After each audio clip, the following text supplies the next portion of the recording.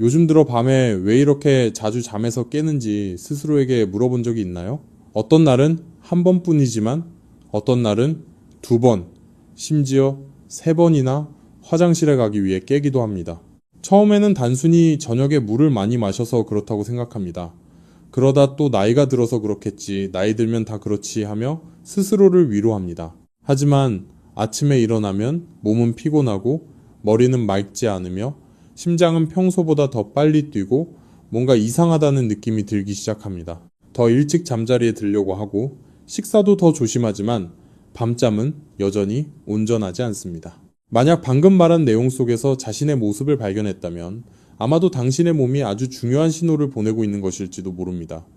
많은 사람들은 밤에 화장실에 가기 위해 깨는 일을 그저 사소한 불편함 정도로 생각합니다. 하지만 실제로 이것은 몸 전체와 관련된 더 깊은 문제를 조용히 경고하는 신호일 수 있습니다. 단순히 방광의 문제가 아닙니다. 단순히 수면의 문제도 아닙니다. 그리고 더더욱 나이 들면 어쩔 수 없다는 말로 넘길 문제도 아닙니다. 더 깊이 들어가기 전에 지금 이 내용을 보고 있으면서 이것이 본인이나 가족의 상태와 정확히 맞아떨어진다고 느낀다면 채널을 팔로우하고 댓글을 남기고 구독해서 다음 이야기들을 놓치지 마세요. 만약 밤에 왜 자꾸 깨는지 그리고 어떻게 개선할 수 있는지 정확히 알고 싶다면 댓글에 숫자 1을 남겨도 됩니다. 아주 많은 사람들이 문제를 제대로 이해하는 것만으로도 변화를 시작했습니다. 오늘 이야기에서는 왜 중노년층이 밤에 자주 화장실에 가게 되는지, 왜 이것이 결코 무해한 일이 아닌지, 그리고 몇 가지 작은 습관만 바꿔도 왜 큰 차이를 만들 수 있는지를 분명하게 짚어드리겠습니다. 어쩌면 그동안 자신의 몸을 잘못 이해하고 있었다는 사실을 깨닫게 될지도 모릅니다. 저는 의사로서 진료실에서 수많은 고령의 환자들을 만나왔습니다. 오랜 시간 일하면서 저는 대부분의 사람들이 밤에 깨는 일을 나이 들면 당연한 일로 받아들이고 있다는 사실을 알게 되었습니다. 하지만 더 자세히 이야기를 듣고 건강 상태 전체를 살펴보면서 저는 이것이 결코 그냥 넘겨서는 안 될 문제라는 것을 깨달았습니다. 가장 첫 번째이자 가장 중요한 문제는 몸속에서 아주 조용히 일어나는 변화에 있습니다. 바로 밤에 소변 생성을 조절하는 호르몬이 감소한다는 점입니다. 젊었을 때 우리 몸은 잠을 자는 동안 신장의 소변 생성을 줄이라는 명령을 내릴 수 있었습니다. 그래서 낮 동안 물을 많이 마셔도 밤에는 아침까지 푹 잘 수 있었던 것입니다. 그때의 신장은 온몸이 쉴 수 있도록 생산량을 줄이라는 지시를 받은 공장과 같았습니다. 하지만 나이가 들면서 이 기능은 더 이상 매끄럽게 작동하지 않습니다. 밤의 명령이 점점 약해집니다. 신장은 낮과 밤을 뚜렷하게 구분하지 못한 채 낮과 마찬가지로 계속 일을 합니다. 그 결과 잠을 자는 동안에도 소변이 꾸준히 만들어집니다. 그래서 어떤 사람들은 저녁에 물을 많이 마시지 않았는데도 화장실에 가기 위해 깬다고 말하는 것입니다. 저는 60이 넘은 한 남성 환자, 김 씨가 걱정스러운 표정으로 찾아왔던 것이 기억납니다. 그는 매일 밤 최소 3번은 꼭 일어난다고 했습니다. 처음에는 또래 친구들처럼 전립선에 문제가 생긴 줄 알았다고 합니다. 하지만 자세히 검사해보니 그의 방광과 전립선은 허용 범위 안에 있었습니다. 문제는 생체 리듬이 바뀌어 있었고 몸속 시계가 더 이상 쉬어야 할 시간을 제대로 알려주지 못하고 있었습니다. 몸을 오래된 시계에 비유해 볼 수 있습니다. 새 시계일 때는 시침과 분침이 아주 정확하게 움직입니다. 하지만 시간이 지나면 시계는 빨라졌다, 느려졌다 하며 제멋대로 움직이기 시작합니다. 사용자가 잘못해서가 아니라 내부에 기계가 닳았기 때문입니다. 우리 몸도 마찬가지입니다. 밤에 깨는 것은 당신이 약해져서가 아니라 생체 리듬이 예전만큼 분명하지 않기 때문입니다. 문제는 이런 변화가 아주 조용히 일어난다는 점입니다. 통증도 없고 열도 없고 뚜렷한 증상도 없습니다. 다만 잠이 점점 얕아지고 더 쉽게 깨며 다시 잠들기가 어려워질 뿐입니다. 많은 사람들은 이를 받아들이고 참고 견딥니다. 하지만 바로 그 참는 것, 이 몸으로 하여금 밤을 더 이상 휴식 시간이 아니라 활동 시간으로 인식하게 만듭니다. 이것이 바로 많은 고령자들이 빠져있는 악순환의 시작점이며 처음부터 원인을 제대로 이해하는 것이 왜 그렇게 중요한지를 보여주는 이유이기도 합니다. 밤에 생체 리듬이 이렇게 흐트러지면 많은 사람들은 그저 이것과 함께 살아가야 한다고 생각합니다. 하지만 실제로는 이것이 문제의 절반에 불과합니다. 두 번째 요인이 조용히 겹쳐지면서 밤에 깨는 일이 점점 더 잦아지는데 그것은 바로 시간이 지나면서 방광이 지나치게 예민해진다는 점입니다. 제 환자들 중 아주 많은 사람들이 똑같은 말을 한 적이 있습니다. 화장실에 다녀와도 나온 건 얼마 안 되는데 그래도 계속 마렵다 라는 말입니다. 이 말은 얼핏 들으면 이상하게 느껴지지만 문제의 본질을 정확히 보여줍니다. 젊은 사람의 경우 방광은 소변이 꽤 많이 찼을 때에만 강한 신호를 보냅니다. 그때 뇌는 아직 깰 필요가 없다라고 이해합니다. 하지만 나이가 들면 방광벽의 신경계가 훨씬 더 예민해집니다. 아주 소량의 소변만 있어도 뇌는 긴급 신호를 받아들이게 되는데 마치 경보벨이 너무 이르게 울리는 것과 같습니다. 저는 환자들에게 아주 익숙한 비유로 설명하곤 합니다. 새 화재 경보기는 연기가 자욱하고 온도가 많이 올라가야 울립니다. 하지만 오래된 경보기는 토스트가 살짝 타서 나는 연기만으로도 집안 전체를 깜짝 놀라게 합니다. 노인의 방광도 마찬가지입니다. 방광이 작아진 것이 아니라 경보 시스템이 지나치게 민감해진 것입니다. 한 동료 의사는 방광을 기억을 가진 기관이라고 말한 적이 있습니다. 저는 그 말이 정말 맞다고 생각합니다. 실제로 크게 마렵지 않은데도 자주 화장실에 가는 습관이 있으면 방광은 조금만 차도 이제 비워야 할 시간이라고 학습합니다. 시간이 지날수록 참을 수 있는 기준은 점점 낮아집니다. 많은 사람들이 잠자리에 들기 전에 아직 마렵지 않아도 혹시 몰라서 화장실에 갑니다. 밤에 깨지 않기 위해서라고 생각합니다. 하지만 실제로는 바로 그 습관이 방광을 점점 더 쉽게 경보를 울리게 만듭니다. 밤에 작용하는 호르몬의 감소와 예민해진 방광이 함께 작용하면 하나의 악순환이 시작됩니다. 밤에도 신장은 계속 소변을 만듭니다. 아주 적은 양만 차도 방광은 신호를 보냅니다. 뇌는 즉시 몸을 깨웁니다. 당신은 일어나 화장실에 다녀온 뒤 끊어진 잠을 안고 다시 침대로 돌아옵니다.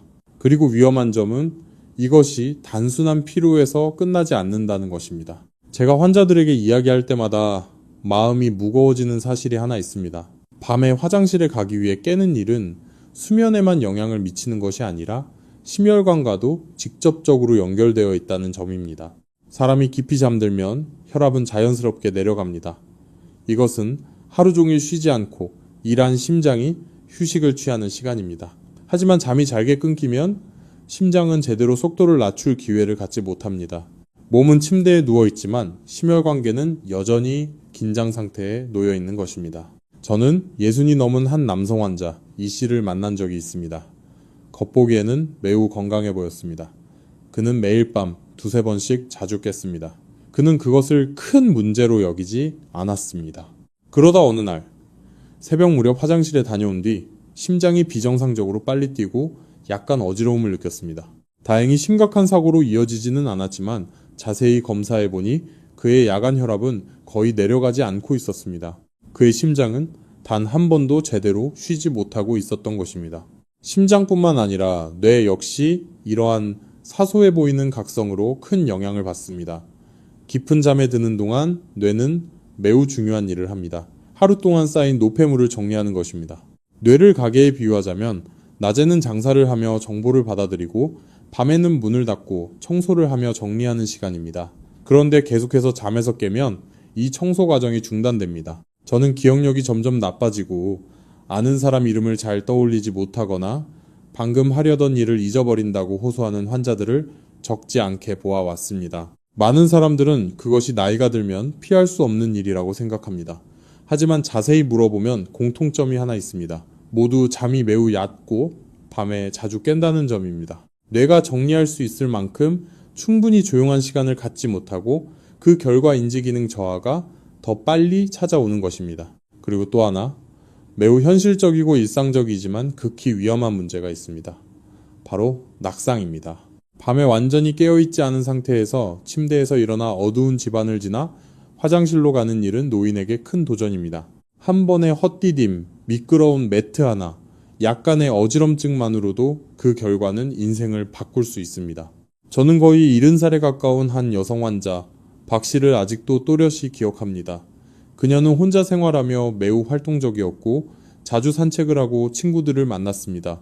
어느 날 밤, 평소처럼 화장실에 가기 위해 일어났다가 한번 미끄러졌고, 그로 인해 고관절이 골절되었습니다. 수술 이후 몇 달간의 재활이 이어졌고, 그녀는 이전과 같은 자신감을 다시는 되찾지 못했습니다. 제 앞에 앉아 그녀는 조용히 말했습니다. 밤에 화장실에 가는 일 하나로 삶이 이렇게 달라질 줄은 전혀 몰랐다고 말입니다. 제가 가장 마음 아픈 부분은 환자의 고통뿐만 아니라 가족들의 놀라움입니다.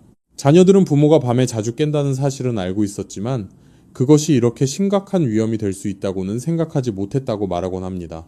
만약 더 일찍 알았다면 상황은 달라졌을지도 모릅니다. 그래서 저는 항상 강조합니다. 밤에 화장실에 가기 위해 깨는 일을 결코 사소한 일로 여겨서는 안 된다고 말입니다. 그것은 몸이 휴식 모드로 전환하는데 어려움을 겪고 있다는 신호입니다. 그리고 이를 제대로 인식하지 못하고 제때 조절하지 않으면 그 뒤에 따라오는 결과는 아침의 피로보다 훨씬 클 수 있습니다. 하지만 여기서 제가 여러분이 꼭 기억하길 바라는 가장 중요한 점은 이것입니다. 문제를 이해하는 것은 두려워하기 위함이 아니라 여전히 변화할 길이 있다는 것을 알기 위함입니다. 우리 몸이 왜 이렇게 반응하는지를 이해할 때에야 비로소 다시 본래의 리듬으로 돌아가도록 도와줄 방법을 찾을 수 있습니다. 그리고 구체적인 해결책을 이야기하기 전에 반드시 짚고 넘어가야 할 것이 하나 있습니다. 그것은 많은 사람들이 믿고 있는 잘못된 생각들로 자신도 모르는 사이에 이 상태를 더 오래 지속시키고 더 악화시키고 있다는 점입니다.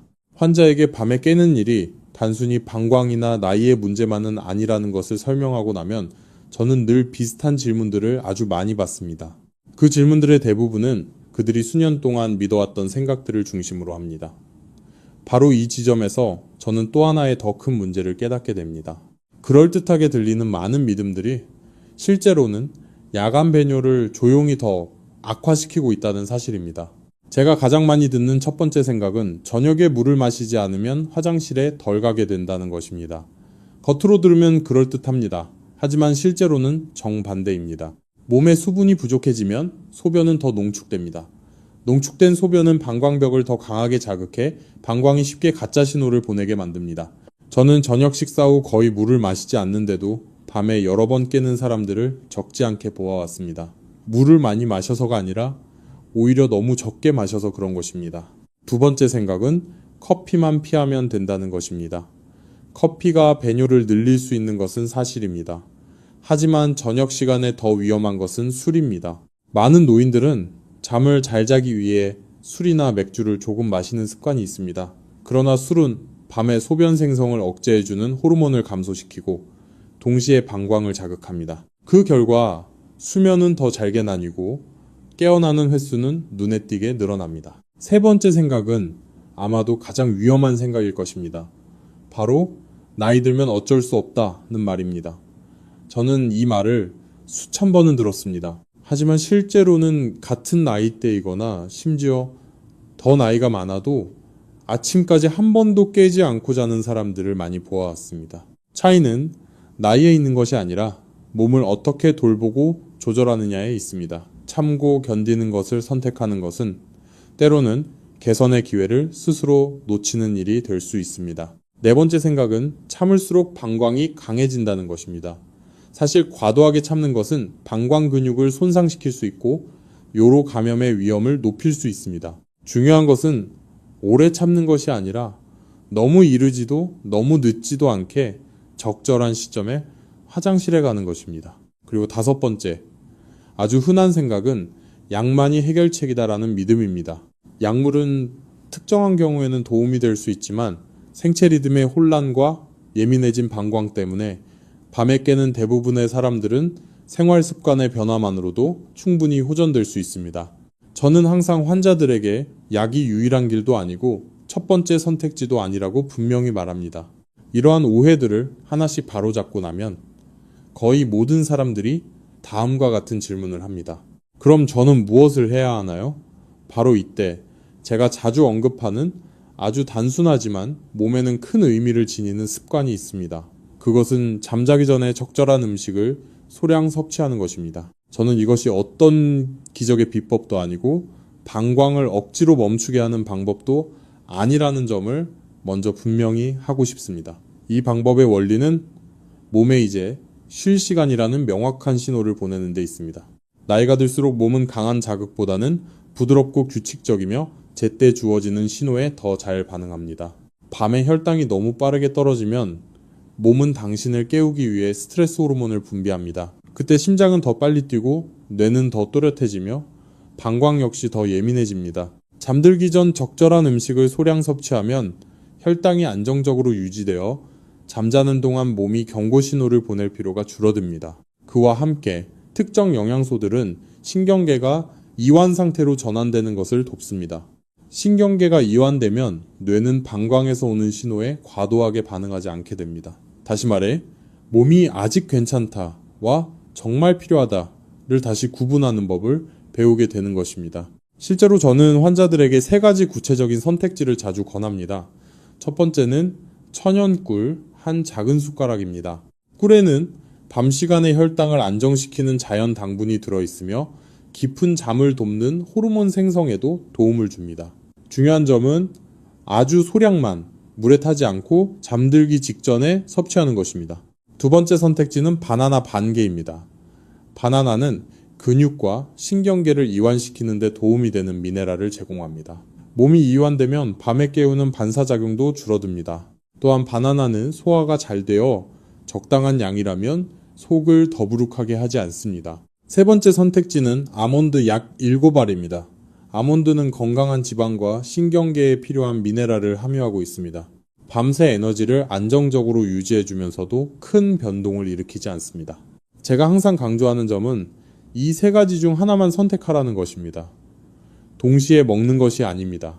이것은 많이 먹고 적게 먹는 문제라기보다 몸에 올바른 신호를 보내는 문제입니다. 너무 많으면 소화기관이 일을 하게 되고 그것은 오히려 역효과가 됩니다. 저는 70이 넘은 한 남성 환자 최 씨를 기억합니다. 그는 잠들기 전에 꿀 한 숟가락을 먹는 습관을 시도해 보았습니다.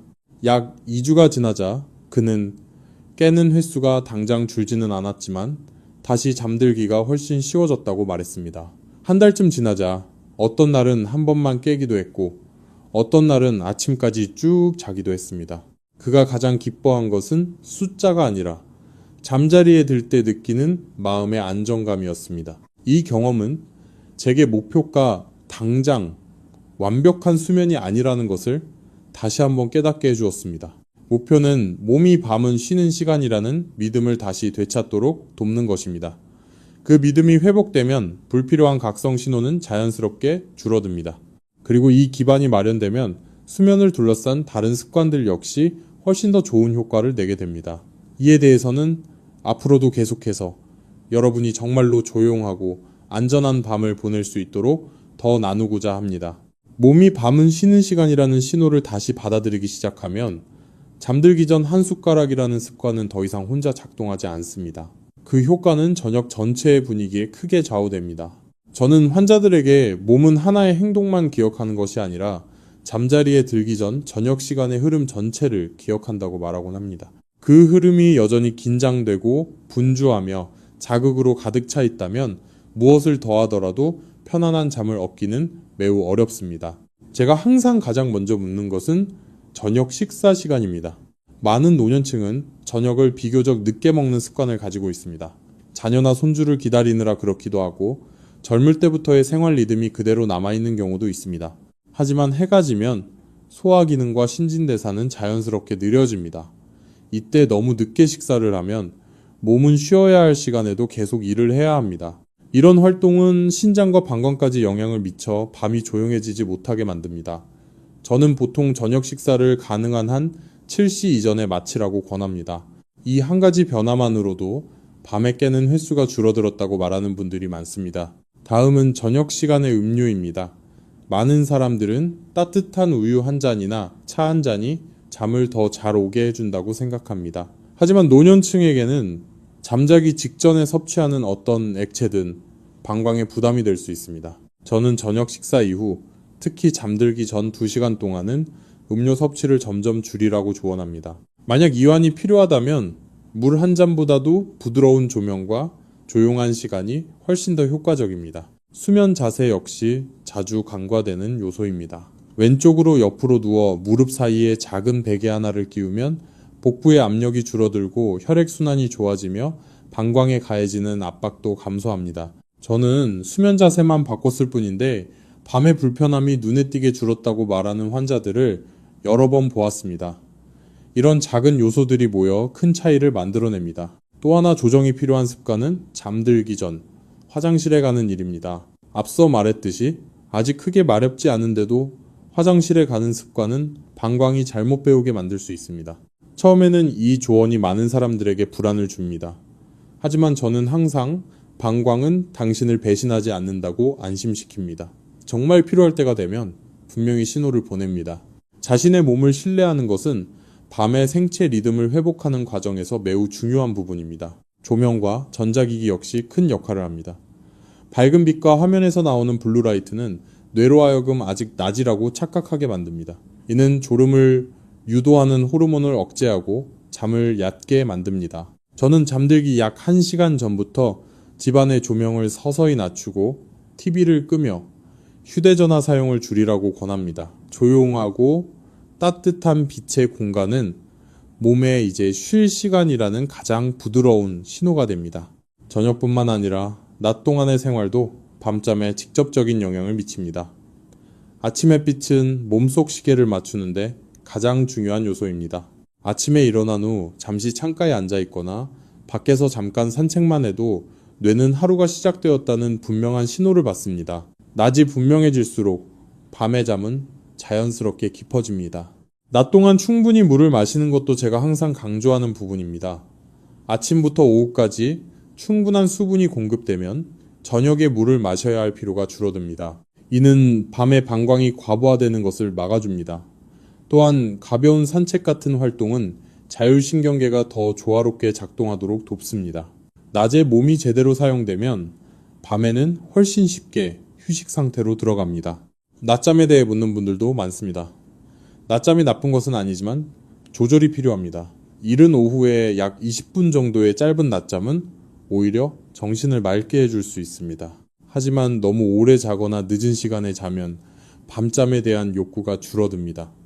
저는 환자들에게 알람을 맞추고 낮에 너무 편안하게 눕지 말라고 조언합니다.